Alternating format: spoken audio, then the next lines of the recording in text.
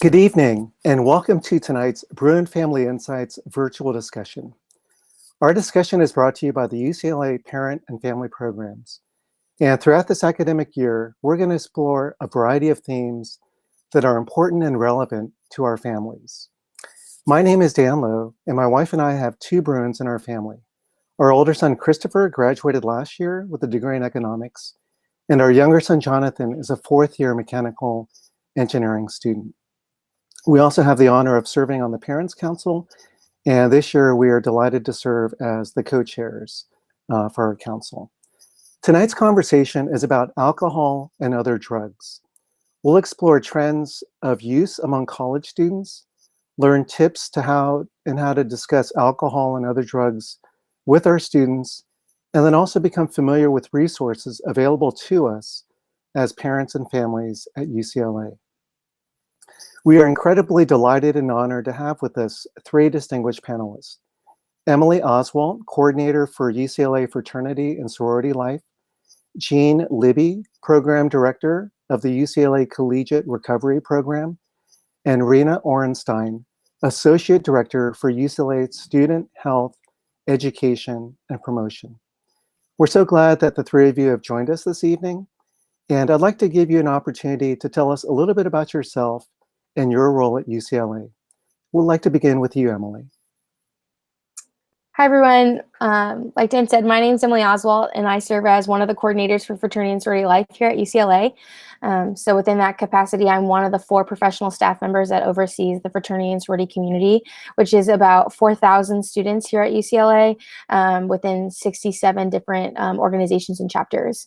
And so we'll get into it a little bit later tonight, what that looks like in terms of structurally what we do, but supporting and providing specific resources to our fraternity and sorority community is what we do here in FSL. Thank you so much, Emily. How about you, Jean? Good evening, everyone. My name is Jean Libby. I'm really excited to be here tonight to have this conversation. I work with our Collegiate Recovery Program here at UCLA. We're a relatively new program. We're entering our 3rd year here, and we serve students who are in recovery from substance use disorders, those who are interested in learning a little bit more about recovery and how substances are affecting their lives, as well as students who are affected by substance use disorder in maybe their family or with a close friend. I'm really excited to be here. Well, it's good to have you also, Jean. Thank you. And our third panelist is Rena. Could you tell us a little bit about yourself and your role at UCLA?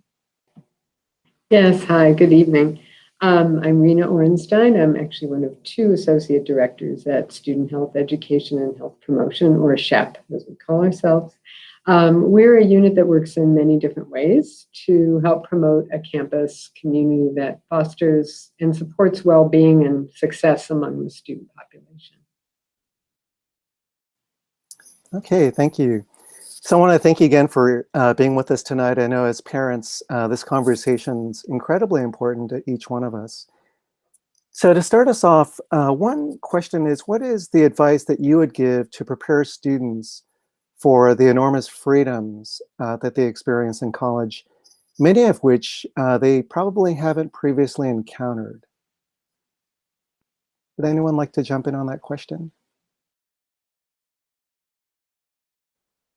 I can start us off. I think it's an immense question as a parent to consider, and something that we as educators and administrators here at UCLA take really seriously too as they enter into this environment.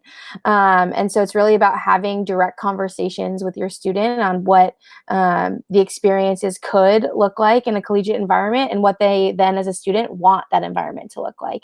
And some of them may have images created either by you as their parent and family members, or by the media, or by friends, or by older siblings that are creating expectations around the student experience, and really having an honest conversation if that's what they want, or if that's really what they do expect, or where that might be different than what should or could be going on. I think is like the baseline way to start some of those conversations.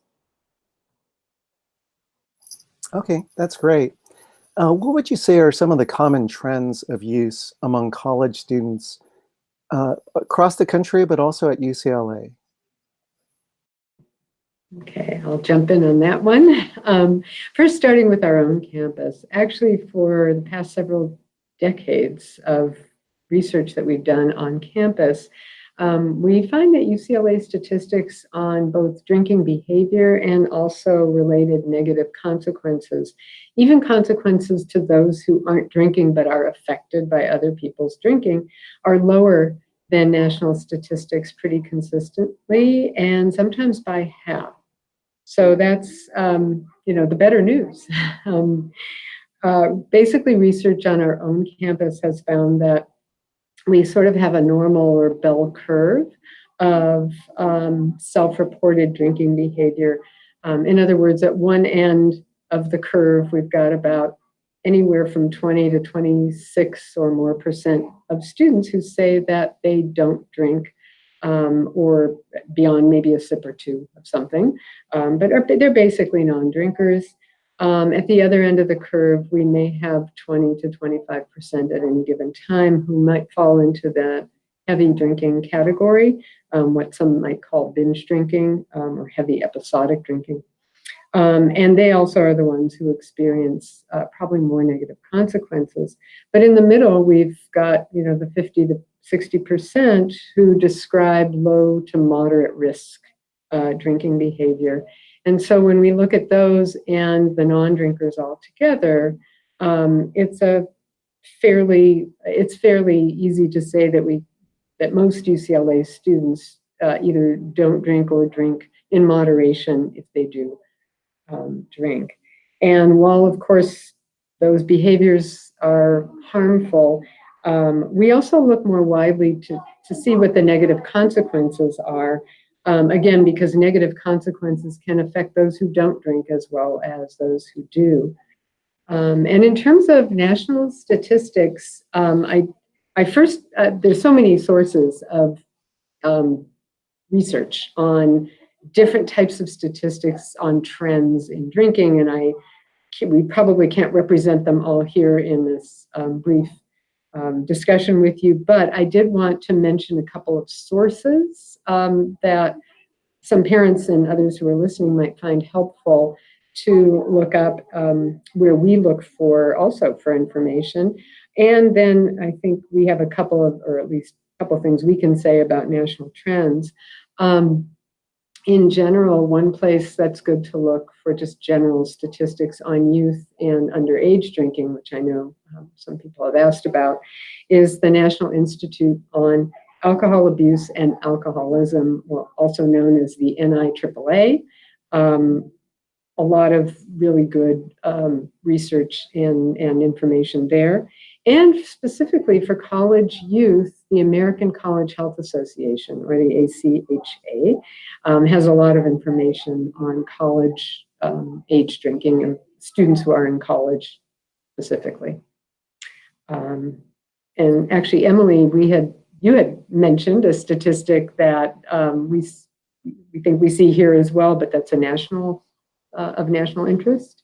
Yeah, absolutely. Kind of even to add on to that conversation when we're talking about the introduction of alcohol as students are coming into the collegiate environment, that is interesting and relevant, is that nationally, less college age students or college going students have less experience with alcohol when coming to college than in previous years and previous generations of students.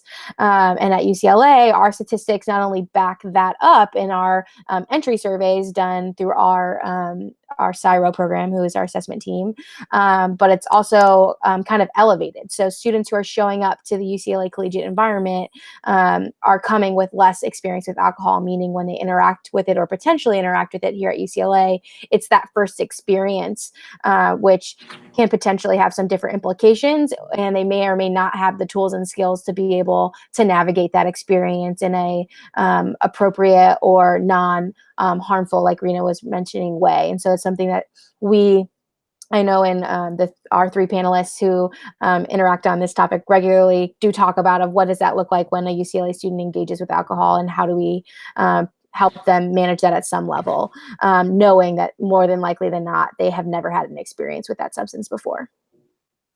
Okay, thank you, Emily. Thank you, Rena. You know, a couple alcohol-related questions were submitted by our family members who RSVP'd, so we appreciate that. Benson had the question, where is alcohol available on campus? So I'll chime in on that one. There are a couple of different locations on campus that do serve alcohol. And I'll preface that by saying that none of them are pubs that have a reputation of being the place on campus for students to go to drink. So the first is Wolfgang Puck Express, which is a location in the Ackerman Student Union. It's more of a restaurant. They have a patio. It's a really nice place, but that they do serve alcohol, and it's available there. It's beer and wine only. There's also the Luskin Conference Center, which has a full bar inside there, which is primarily services folks who are staying there for conferences and professionals who are meeting there for various reasons. It's not really a student place, though students could go there. Same with the Faculty Center, which is accessible by faculty. Students can be invited to attend there. They serve alcohol, as well as in Poly Pavilion, where the basketball games and other events are held, if a student has a certain level of membership to participate there. So those are just a couple of the places that are, owned and operated by UCLA, but most all of them operate during business hours. The Poly Pavilion, operates during sports events, but none of them, like I said, are open late or particularly catered to an alcohol drinking student population. Okay, Jean, a follow-up question to that is submitted by Samir. He said, how big of a problem is underage drinking at UCLA? And then how many students roughly would end up either in the hospital or maybe something worse after drinking?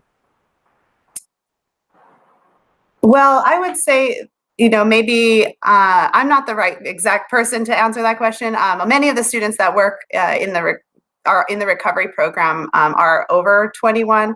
We do see quite a few students who have, like Emily was mentioning, their first experiences with alcohol, which sometimes can be dangerous. But I can't say percentages or numbers about what that population looks like right now.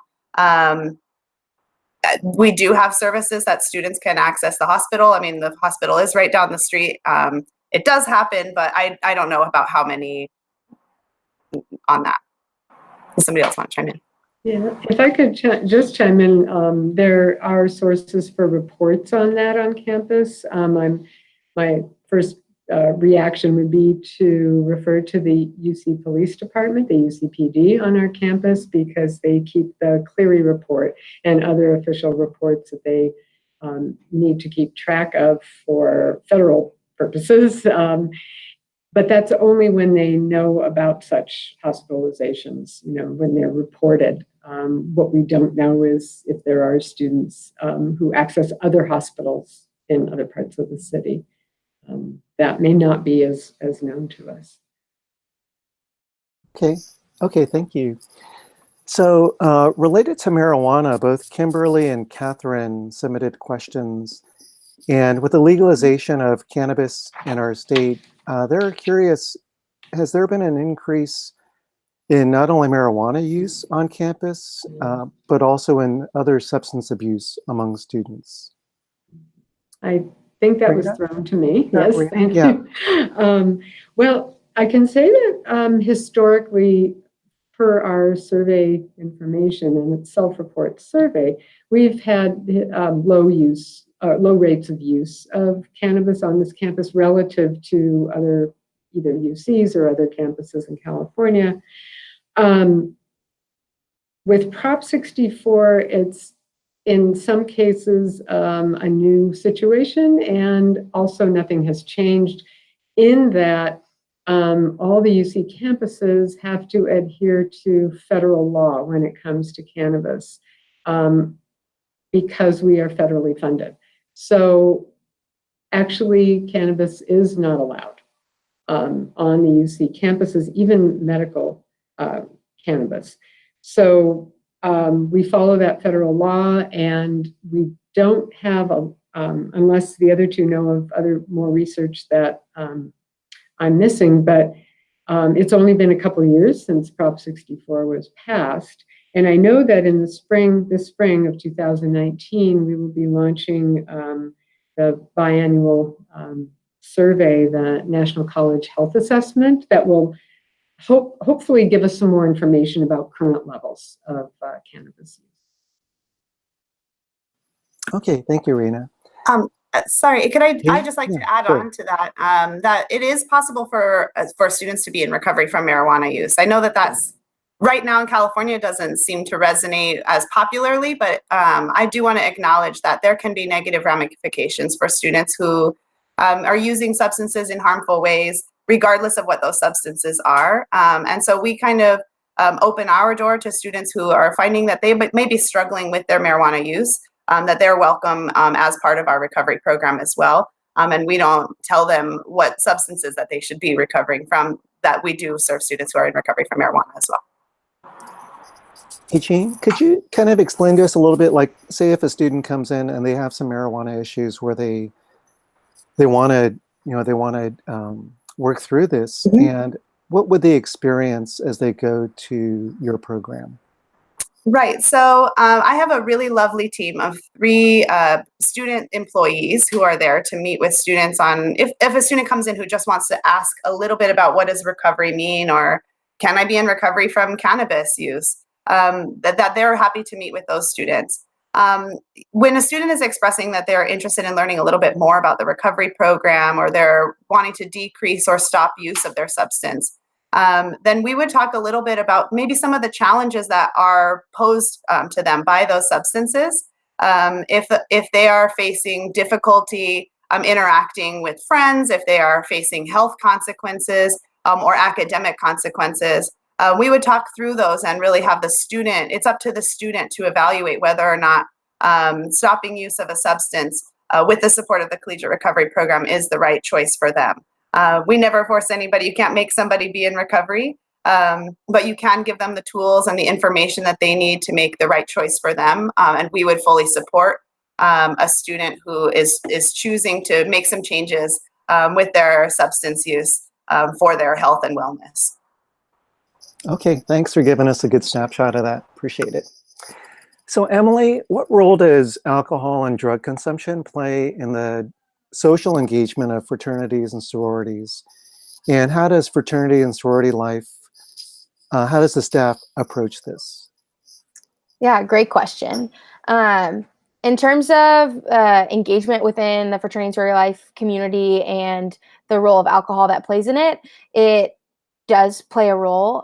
In terms of alcohol versus drugs, we see no like drastic national statistic that like UCLA's fraternity and sorority community applies within the drug use within our fraternity and sorority community. That doesn't mean I can't guarantee that it doesn't exist, but in terms of reports that we intake into our office or support that we're providing, it is very low when we're talking about drugs and illegal substances in comparison to alcohol. So I did want to note that. And in terms of the role that alcohol plays in the community, I think it's a larger question as to what role alcohol plays in terms of just the social engagement of students at UCLA that then definitely shows up in the fraternity and sorority community, because they do host events where alcohol is or could be present. So in terms of that, that's really where we start as a staff in figuring out how are students engaging with that. And so in terms of what social events look like for fraternities and sororities, they can include alcohol. And I would say it's probably like a 70-30 split that they do. 70% of their social events on their calendar, if labeled a social event, does have alcohol, versus 30% are dry or purposed in a different way. And so what that looks like can look drastically different from chapter to chapter, as the experience of a fraternity or sorority student is drastically different based on the chapter that they choose to join. And that's why going through a recruitment or intake process should be something that everyone is thinking about. What type of experience do I want? And then looking for chapters that can fill those needs and wants, right? And that there are some organizations that will have events with alcohol less than once a month, and that's kind of a standard or a set expectation for their chapter of how they want to operate, and have a ratio of how many other events to alcohol events that they have, versus some other organizations will have them more frequently.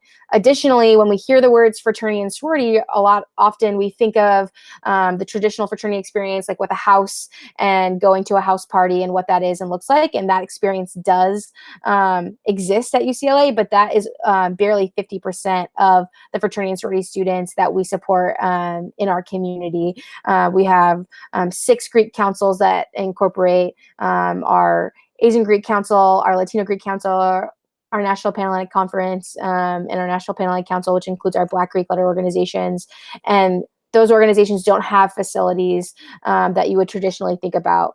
That doesn't mean that their organizations aren't engaging with alcohol in some way, in the same way another club or organization could be engaging with alcohol too, just because they don't have that traditional house party situation possible for them.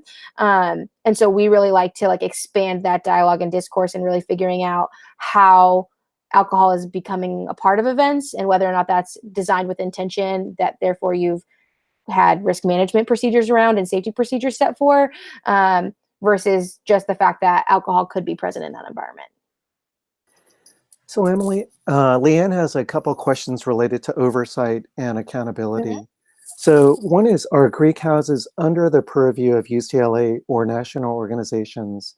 And then the second question is, what measures does UCLA have in place to ensure safety and monitor alcohol consumption in the houses? Yeah, great question. And so in terms of under what purview, is that they're under both the purview of their national organization, if they do have a national organization. We have, I think it's about 11 chapters here at UCLA that are local entities and not affiliated with a regional or national board or body. And so if they are affiliated with a national body, they are under the purview of that national organization, and the Office of Fraternity and Sorority Life has a relationship with all of those national offices and regional teams to have that kind of joint accountability. At UCLA, we match any status a national organization puts on a chapter. So say we don't necessarily know a specific incident, but a chapter, a national organization tells us that they've put the chapter on some sort of probationary status or limited event status, UCLA will match that status in an effort to support the safety and accountability of whatever is going on in that chapter. And then additionally, all organizations, whether they're local or national, are registered student organizations here at UCLA that is overseen by the Office of Fraternity and Sorority Life. Therefore, their members and then their actions as an organization are held accountable to the Student Code of Conduct. And so we have, if it's an individual behavior, that all goes through the Office of Student Conduct, which is through the Dean of Students. And then our office also is within the Dean of Students department. And so that gives us the ability to do administrative reviews of any conduct proceedings that exist for an organization. So whenever an organization collectively is alleged to have violated the Student Code of Conduct, or if there's any action that is known to a university professional that threatens the health, welfare, or safety of a student based on a group action, we have the ability to investigate that behavior and then render a charge letter, and then if found responsible, sanctions. So they would communicate directly with the Office of Fraternity and Sorority Life? Who's they? Like if there's a need to report some things that are going on that are inappropriate? Yeah, absolutely. So reports can be intaked, and they we get plenty of reports to our general Fraternity and Sorority Life email account, or to our main phone line. So that voicemail is constantly checked.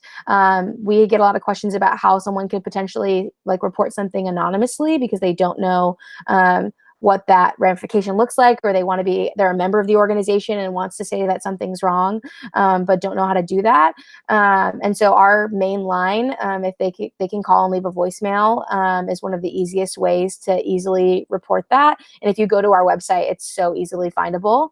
And if you want to, then you could also come in to the office to make an in-person report.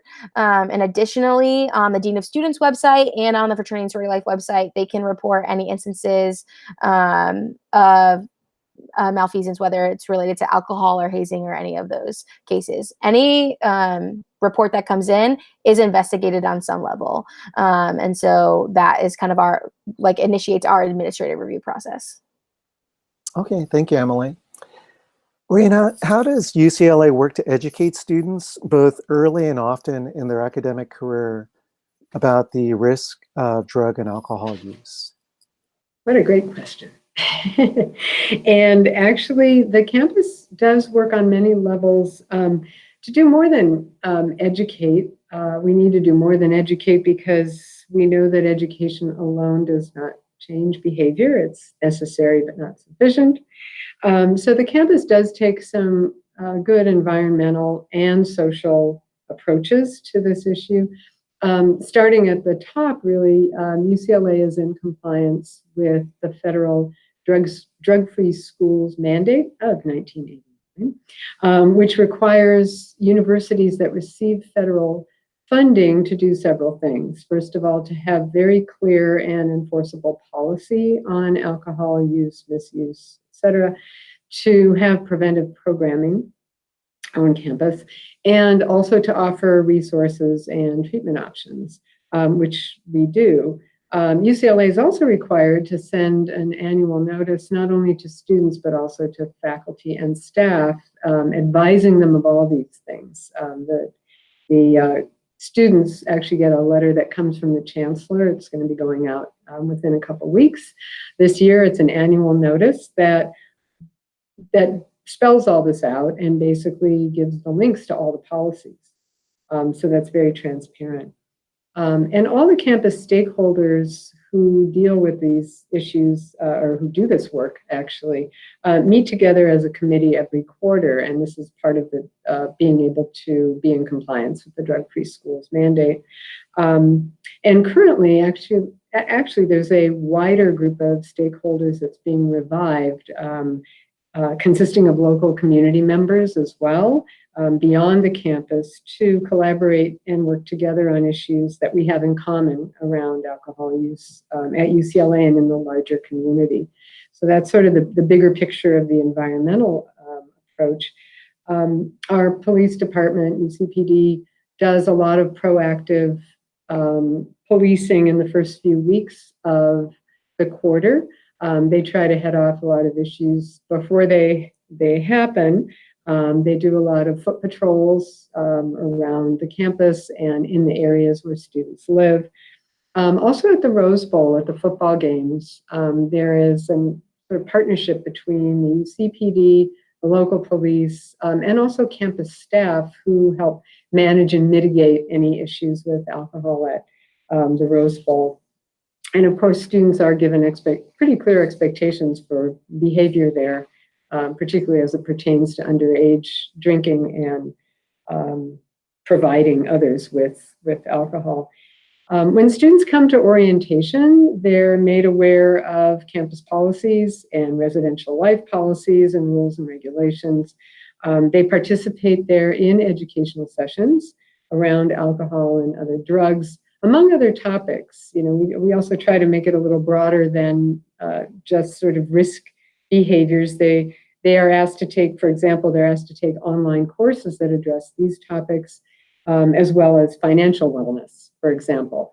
So, you know, we're really putting a lot of what we do as educational work in the context of our what we call true Bruin values.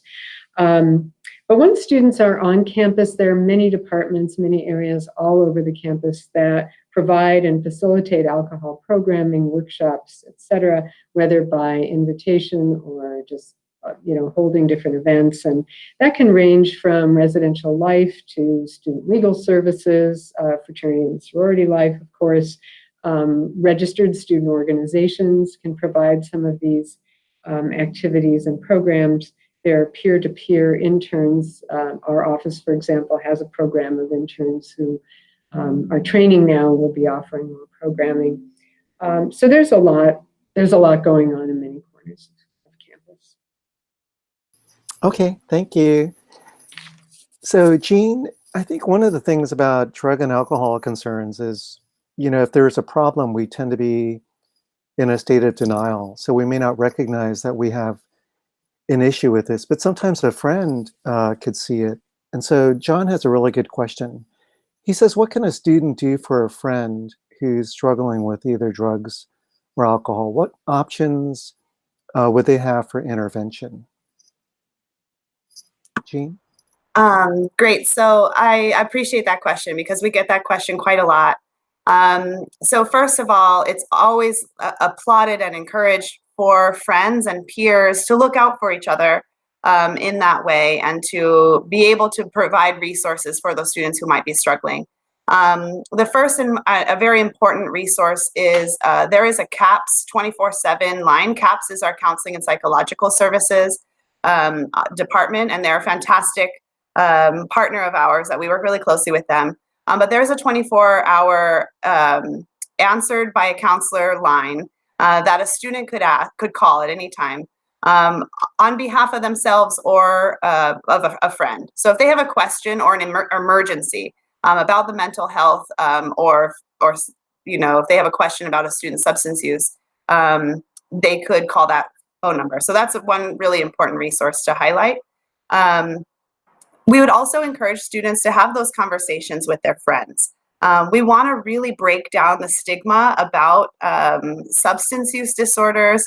And if you notice, I use substance use disorders instead of the word addictions because of that. We really want to break that stigma that some people have addictions and other people don't. A substance use disorder is a progressive disease along a spectrum. And so we want to kind of have those conversations. And this kind of goes back to what Rena was saying in our education and outreach. I have the privilege of being able to work with RAs while they are in training.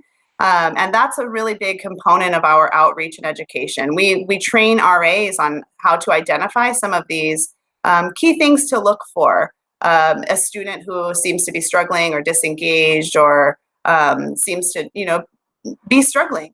And we want to really be empathetic and kind when we welcome students to investigate what recovery might mean for them.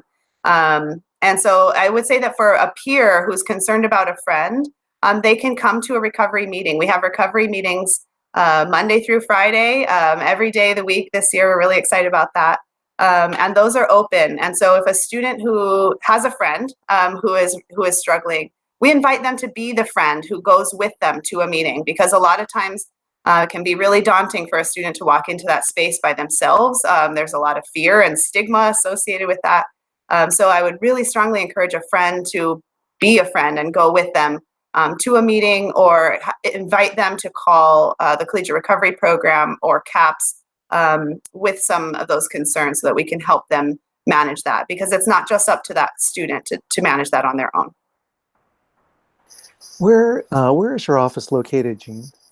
I'm located right in the center of campus. I'm really excited. We're right across actually from where Rena is. And so we're in the Bruin Resource Center, which is one of my favorite department on campus while I work there.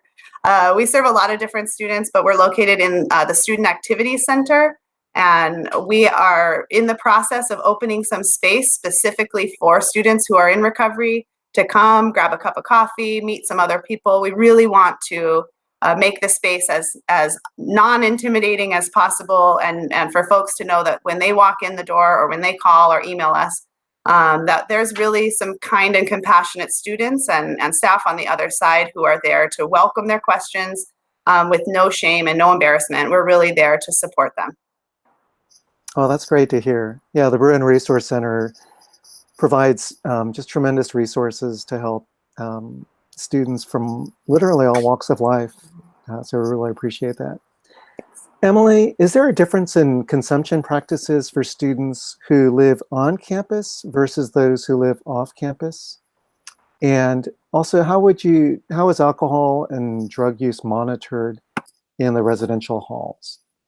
Yeah, that's a great question. I think in terms of practices, I don't necessarily know that we have any like data on whether or not students are engaging with alcohol differently, whether or not they live on or off campus, because once they move off campus, it becomes really hard to survey them and figure out kind of those trends and behaviors. But we can track that a little bit through like reports and accountability that happen either through PD or other ways. So just kind of giving that cue that it's a little skewed. But in terms of on campus, our residence halls should not have any alcohol in them. That is a university policy. And then from there, the accountability structure that exists within that is our resident assistants and our resident directors. So resident assistants are fellow students that live on a student's hall versus a resident director is a full-time professional staff member is kind of charged with that accountability structure. And students who are cited for possessing or consuming alcohol within the residence halls are held accountable for that in terms of a conduct process for violating their residential agreement. And so that's kind of how that's handled. If the situation becomes elevated to the point where it's multiple citations, it could get elevated to being to the level of a student code of conduct violation for violating the alcohol possession and consumption rules as well. But there's also something that is really important to note, and this is relevant both off campus and on campus when talking about the student code of conduct, is that if any student was potentially under the age of 21 and was drinking or was engaging in a substance and was calling for help for a friend or a fellow Bruin who needed help, we do have some level of medical amnesty offered to those students when calling for help, even though they have also been intaking alcohol or a substance. And so that's really important to know that at the end of the day, like safety is the number one goal, and then accountability comes in after that. And so when possible and when relevant, we try to offer that support for a student for calling for help. That's excellent, Emily. Even as you were answering that question, one of our viewers, Jasmine, actually raised that question: how can a student report drug use in her dorm? John has another question related to maybe what's going on in the dorm. What are RAs instructed to do if they spot underage drinking or marijuana use?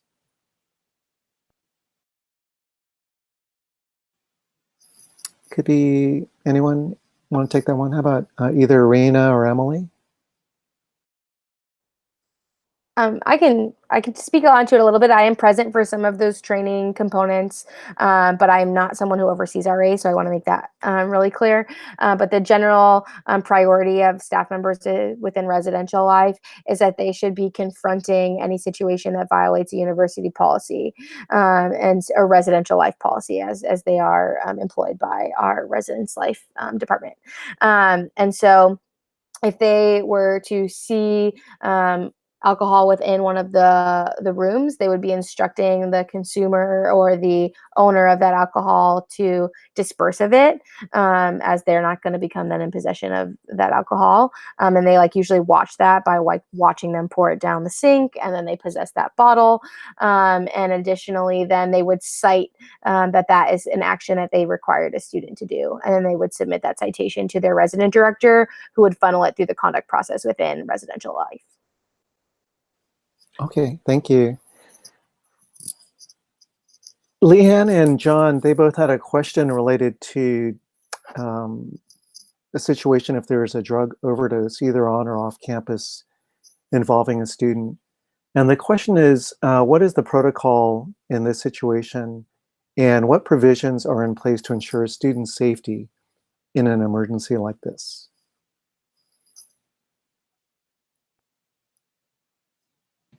Well, let's see. Can we clarify? Are they talking about, I'm sorry, I just jumped in.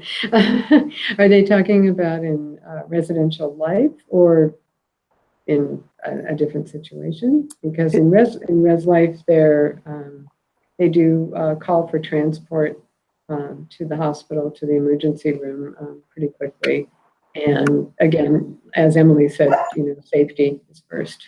So I don't know all the ins and outs of protocol. I think that's a great question for residential life that we can get a more specific answer to if they want more specifics. Yeah, they're probably thinking either it could be in the dorms or it might be off campus, like off campus housing. So that's probably like I might have something to Oh. add about our crisis response team within the Dean of Students Department, which the Fraternity Sorority Life is an extension of the Dean of Students Department. So we have something called CRT, and any student who we have concern over, whether that be maybe they've communicated that they plan to do a drug overdose, or there's someone who have known to engage in behaviors that could lead to that, any student or community member can report something to CRT just to put a student on some level of watch. And CRT would do an assessment of whether or not they need to be on a crisis response watch and assigned a case manager. And so then in response to a potential overdose, they would be immediately provided like medical resources through our emergency services on campus. Okay, great. How about Jean? What do you believe are some of the most important campus resources that we should know and be able to share with our students as well as our families? Sure. So I mentioned a couple of them. I think that CAPS is a really important resource for all parents to know, regardless of whether we're talking about alcohol or other drugs or mental health issues or challenges, that our CAPS is a really important resource on campus. And I would encourage all students to be aware of that as a resource, because mental health and substance use disorders go hand in hand many times. And so we really want to support the mental health of our students so that then they are able to, work through any challenges that they may be having with substances. So that's a really important one. And then Emily highlighted a really great one as well, the crisis response team, which does help students in immediate crisis. And oftentimes the collegiate recovery program is on the other side of that crisis. So once a student if they do have an emergency, where they are transported to the hospital, or if they choose to or need to enter a rehabilitation treatment program, or leave the rest of the quarter in order to pursue treatment for substance use, then we are kind of on the other end of that care team, where we can kind of help them navigate back into the university with their sobriety in mind. So we can kind of help them walk through what financial aid implications that might have, help them access healthcare resources, or have them be knowledgeable about what healthcare options they might have, and things like that. So we really encourage them to reintegrate. For students who have had, some sort of real big crisis, we're there as part of that on the other side. So the crisis response team is key frontline support. Another really important one, I think I have to shout out to the Healthy Campus Initiative, which is doing a lot of things to promote health and well-being for students across many different holistic dimensions. And I think that that's really important when we're talking about alcohol and substances. Recovery, when I get to talk about recovery, I get really excited because recovery is wellness for so many of our students. And so wellness can be, mental wellness, emotional wellness, academic wellness, and there's lots of different activities, events, and ways that students can get involved to promote that on campus. And so the Healthy Campus Initiative is really changing the conversation, and is a great resource for students who want to learn more about healthy choices and healthy behaviors on campus. And then as well as a collegiate recovery program. So for students who are considering or thinking about how substances may be affecting them, I would really encourage them to come check us out. There's no signups. You don't have to identify as being in recovery to be able to come to the meetings. We're very open. So we really encourage this place, our collegiate recovery program, to be the place where students can have those really frank and honest conversations with other students who are having those same thoughts and feelings, and many students who have chosen to be in recovery for a long term. So there's lots of really great role models and students who are doing really well in that. And once a student has identified with the collegiate recovery program, even just coming to a meeting or chatting with me once, they're kind of on our radar and part of our little informal club, and we hope to follow them. And if they need anything beyond the collegiate recovery, like the recovery piece, we can help them navigate, as the BRC is really good at for all of our students, navigating UCLA resources, financial aid, connecting to housing resources, we really want to be that point, that home base for all of the students who are pursuing recovery. Okay, great. Thank you. Thanks so much, Jean. So, Rena, as parents, whether we're close to UCLA or many miles away, one of the questions we wonder is how influential can we, as parents, be in encouraging our students to pursue healthy habits? And what are some specific strategies that we could use in approaching and bringing up this topic with them? Rena? Well, I encourage the others to jump in here too if they'd like to. But you know what? Some of the things we've seen work over time, or just getting to know some of our students and their parents and the different degrees of parent involvement. I have to come back to sort of that open communication, the way we started out talking about this in the beginning, really with parents being able to have those lines of communication open with their kids, ask them about, how are your lives going on campus? How do you have, even before they come to campus, what are their expectations? And to check in with them, are their expectations being met? Are things going as they thought? Sort of what are they thinking about their social groups and people they're meeting? And it's very hard because parent-child relationships are so unique. There's nobody who has the same kind of relationship with their child as somebody else. So I really just have to go back to that sort of open communication in ways that will elicit, discussion with your student. Anyone else? Yeah, Jean or Emily? Yeah, I would echo exactly what Rena says, that really communication, you know your own family best and what styles of communication work for your family.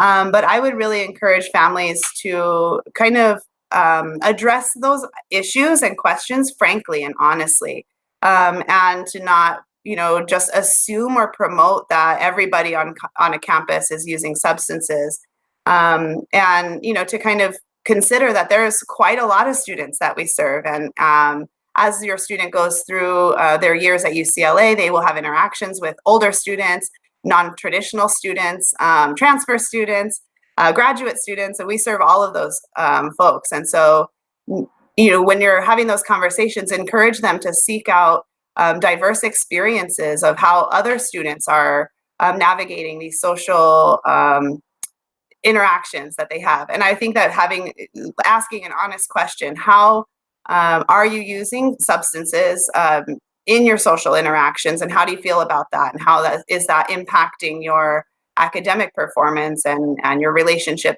development with friends and peers? So I would say just ask the questions honestly and encourage folks to kind of look outside of where their normal social interactions are, and pursue some of those. Those might be very fruitful relationships for students to really take advantage of and get really, honestly, the full UCLA experience of being here. Yeah, that's very helpful. A lot of times we are reluctant and hesitant, but just to be encouraged to speak honestly and directly and yet also graciously is a great thing. Yeah, Emily, any comments? Yeah, I would say language is something that students or parents and families can use as a tool to connect with their student too, on really understanding what's going on so you can best support them. And some of those things that are a part of UCLA culture that if you didn't go to UCLA, that you have to learn. And I didn't go to UCLA, and as a staff member had to learn these too to have effective conversations. And so at UCLA, if we're talking about regular, and regular is so subjective, so I'm sorry I even used it. But in terms of what students would say is the party culture at UCLA, it's really referenced around Thursday nights. And so it's something to say like, what'd you do this weekend? And whether or not your student is defining Thursday as a part of their weekend could be really definitive to what they're sharing with you, and what you're choosing to get. And so asking them whether or not they went out on Thursday could really change the way that they're answering your question versus saying, did you go to a party this weekend? And that really can be really important in changing how they respond to you, because it means that you're somewhat in connection and tune with what they're doing. And that rings true even in my conduct cases. If I ask them if they went to a party or they went out on Thursday night, I do traditionally get different answers, even though it's the same factual response. And so language can be really key piece there. And I also think about the assumptions that you might be making about what your student is engaged in based on what activities that they're involved in, or where they're going, and really like fleshing that out. Just because they're a part of a club or organization that you don't affiliate that has a potential substance connection or alcohol use problem, or just generalized that it's there, doesn't mean that that is not what's happening in that club or organization or in that experience. And that doesn't mean you should be investigating necessarily your student, but it's really widening your understanding and scope as a member of this UCLA community of what potentially exists in the different opportunities that your student is engaging with, and how do I cue in and listen to and ask questions about potentially what is going on that I would want to help support them through, versus just a really enriching part of their UCLA experience. Okay, thanks, Emily. There was a follow-up question from John about the situation if an RA notices that or learns about someone who's underage having alcohol or drug use and being issued a citation. So I think they just want to get some clarification on what that entails. Yeah, I can cover that. When I say citation, I mean just a write-up of the situation, and then who the owner of that citation is dictates what process they're in. And so when I was speaking about resident assistants issuing a citation, that is the referral to the on-campus residence life housing conduct process, not citation through the UCPD police department or any other entity. So a resident assistant, unless they felt as though immediate health, welfare, or safety was at risk and is calling 911, that referral is going directly to a university residence life staffer. Okay. And another question that is sometimes on our mind is there a correlation between alcohol or drug usage and sexual assault? And if there is, then is UCLA educating students about safe practices to prevent these situations? So maybe Emily, you could start us off, and then if Rena or Jean have anything to add. Yeah, I think to start off this conversation, you always have to identify, right, that alcohol is never the perpetrator of sexual assault or any type of harm. It is a factor potentially in a harm that exists. So that's really important when we're talking about the relationship or the potential relationship that alcohol and sexual assault have, is that alcohol is never to blame for an assault. It's the action that potentially alcohol induced or that alcohol led you to believe was appropriate or inhibited you from being able to make a more clear and sound decision. So I really want to make that clear, and that is UCLA's philosophy regarding that issue. And when we're talking about our definition of consent when it relates to sexual assault, inebriation and intoxication is a factor within that, but not the sole cause of the harm. And so in terms of statistics and data, we know that nationally, and we don't necessarily do that. I don't have access to this data at UCLA, but we can potentially get it through Title IX of how often alcohol is potentially related in an assault that happens in a college environment when talking about sexual assault is generally high proportionally. And so what that means and what that could or potentially looks like spans the spectrum of experiences. And so I don't know that I could specifically speak on exactly what that looks like in every specific experience, but that the conversation around the relationship is important. And when we're defining consent for students at UCLA, we have to talk about the fact that consent cannot be given when impaired by a substance or in any other state. And then in terms of education, I can speak for fraternity and sorority life, is that every single student within fraternity and sorority life, as well as other what are quote high risk populations identified by the University of California Office of the President, which is UCOP, is our student athletes, fraternity and sorority students, club and organization student leaders, our marching band, and TAs. They have to receive additional Title IX training when it comes to talking about sexual assault. And so we are actually in the midst of, in fraternity and sorority life, completing those trainings now. And so every year, every single one of our 4,000 students has to be trained when it comes to Title IX and sexual assault. And so I think we got 1,400 of our 4,000 students done in the first week of school, which is an undertaking, and we have a week and a half more left of trainings. And so by week 3, we will be at 100% of those completed. Okay, thank you, Emily. We're about winding down our conversation tonight about alcohol and drug use and how we can communicate with our students. And so if you were to think of one key piece of information, maybe one takeaway that you would like to give to our families, what would that be? Maybe in about 30 to 45 seconds. How about we'll start with you, Rena, and then we'll go to Jean, and then we'll wrap up with Emily. Okay. Basically, what I'd just like to leave people with is that continue to be as interested as you are tonight, attending this webinar. I think it's great when students, parents, and families show interest and keep the lines of communication open with their students. Okay, Jean. I would echo what Rena said, and then add this little nugget that substance use disorders can happen at any age, and that it is possible for young people to develop a substance use disorder. And I don't say that as like a fear tactic.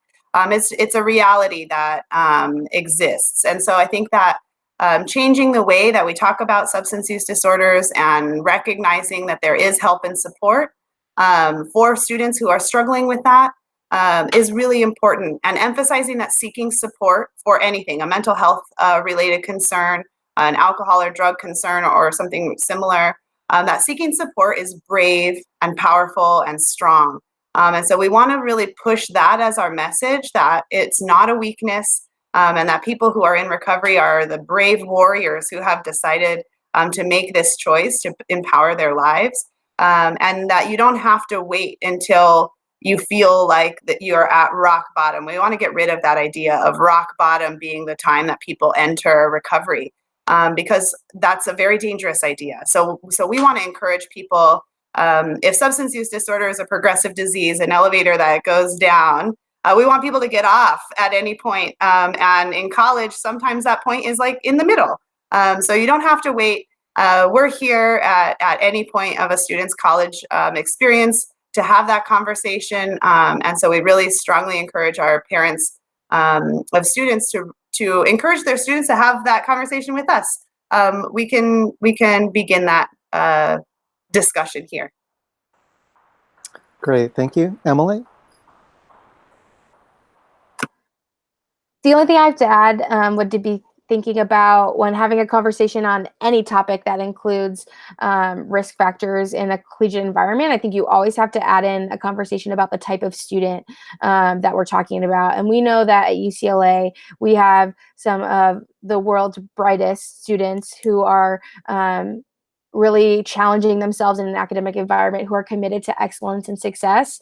And sometimes when engaging in a risky activity or experiencing something new and it doesn't necessarily go the way that they thought or pictured or planned, they really struggle with how to either comprehend or how to rectify those different outcomes. And I see that all the time when we're talking about how a certain alcohol situation or a certain situation that they thought was going to go one way and didn't end up that way, and supporting them through how to engage in some level of accountability, but also reflection on how they got to a place where accountability was a factor that we needed to be talking about, and how safety wasn't considered in some of the decision making that went ahead, because they've been so successful in the past at managing whatever's thrown at them. And so creating an environment where they can come to you, or they feel as though there's a place where they can go to engage in a conversation about a potential mistake, or engaging in something that didn't go the way that they thought it was going to be, or that they would like to not experience again, is something that is kind of against the ethos of most UCLA students. And so it's how can we help be that reflectionary piece for them, to where they are engaging in that type of, co-curricular learning, even when it didn't necessarily go the way that they thought it was going to, or in a way that was planned. Okay, great. Emily, Jane, and Rena, I want to thank you on behalf of our Parent and Family Programs Office, as well as all of our parents, for being with us for such an important and relevant and substantive discussion. And so we really appreciate the way that you've handled our questions with just the greatest level of care and expertise and insight. And we really do thank you so much for that. It's good to know that we have tremendous staff available to us at UCLA, student staff as well, and great resources for both education, recovery, as well as the Greek life. And so having you on board and learning what's available to us as parents and students is definitely very encouraging to each of us. I'd like to thank you, our audience, for viewing our webinar tonight. We appreciate your participation, submitting questions, watching, encouraging others to watch the link as well. And if you submitted a question that wasn't answered this evening, one of our staff members from our Parent and Family Programs Office will do the research and offer a response to you within the next few days. The recorded version of our webinar will be up shortly later this evening. And if you RSVP'd for this event, you'll also receive a survey. And we really want to continue to develop and improve these programs. So we appreciate you completing that survey when you receive it. We'd like to invite you to come back in November, the first week of November, November 6th, for our next discussion on volunteer opportunities for students and families, which will explore ways how Bruins can give back both on campus and around the community. And we want to remind you also that all of our installments of Bruin Family Insights are located on the Parent and Family Programs website, and you could see all the different editions we've had. We also want to encourage you to be a part of our Bruin Family Weekend, which is October 26th to 28th. In addition to move-in weekend and graduation weekend, this is really the most significant weekend of the year for families. It's a rewarding and uplifting experience, and we'd love to see you there. The registration for that closes next Wednesday, October 17th. And so thanks again for joining us. We enjoyed the evening with you. We want to wish you the very best for this evening and the rest of the week, and go Bruins. Thank you so much.